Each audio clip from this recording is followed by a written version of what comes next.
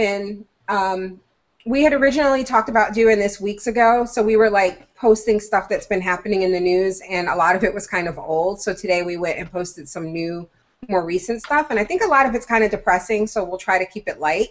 But the first thing on the list is the cannibal cop, the New York City police officer who was arrested for plotting to kidnap and murder and cook and eat women. Have you guys heard about that? Yes. Yeah. Creepy.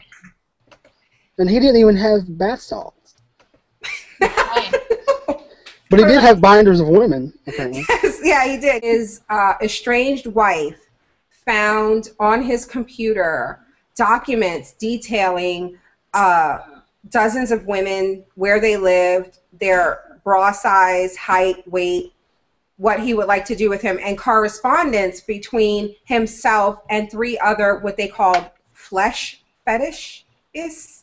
Flesh fetishists. Is that what we're calling cannibals now? Yes. Flesh fetishists. And I bet you there's a rehab for that.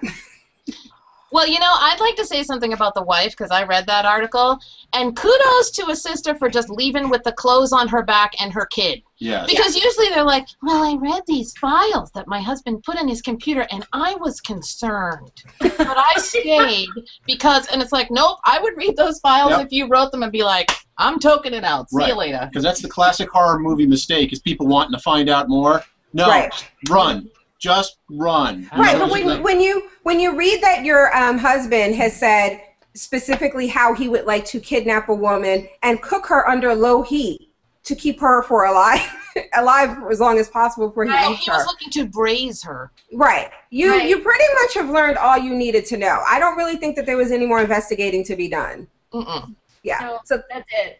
So that's the time to just, you know, get out with the clothes on your back, and that's exactly what she did. And not only did she leave, but she, like, left town. Like, she reported this from, like, a couple of towns over. It's the smartest person I've read about in a long time. Good for you, ex-wife. You grab your baby and you run. So what is this? So am I taking in that this is new to all of us? Like, nobody has heard of a flesh fetishist? Am I saying that right? A cannibal. I mean, we've heard of cannibals, but apparently there's like this internet underground community where they trade tips and stuff and recipes, I suppose. Yeah. Oh, God. Yes, it's new. I mean, I think we've all heard of cannibalism, and I don't know why it's surprising considering some of the subcultures, but that there's like chat rooms and stuff where people are, and you know, here's what struck me too, because I read the complaint where they had the correspondence listed, and the thing that was so nuts to me is how completely normal it was. You know, it's just like 2 bros talking. Right. But, okay, you know, I could probably just go and like grab her from her house because she knows me and it won't alarm her or anything. But I probably, just to let you know, she's probably gonna be knocked out when I deliver her because it's more convenient that way. And they're like bickering about price. And the guy's like, oh, you know, I have a recipe for chloroform. It was like American Psycho. You can make your own chloroform? You can, apparently. Yes. I mean, I don't know. Like, I mean, so I hear. You don't I'm as shocked as anymore, anybody. John, because Taylor Swift is single again, so. That's what when Nanea, when we were talking about this, or we were talking about something else in the group, and Nanea goes, does this napkin, no, what was it, does this handkerchief smell like chloroform to you?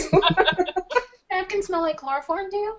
I've heard of the people, the blood drinker people, like that cult of people who fancy themselves modern-day vampires and like to drink blood and stuff, but not the cannibal. Oh, what are they, flesh? Yeah. Fetishists. I haven't heard the term, but you know, you hear occasionally about people meeting up on the internet to do something like that. There was something in Germany a while back, and let me just say thank God for that, because I thought the U.S. had the lock on psycho behavior. It's just nice to see that in other countries sometimes. No, I think aren't Germans like kind of known for being a little freaky? Like, I think, or don't they have like the worst porn?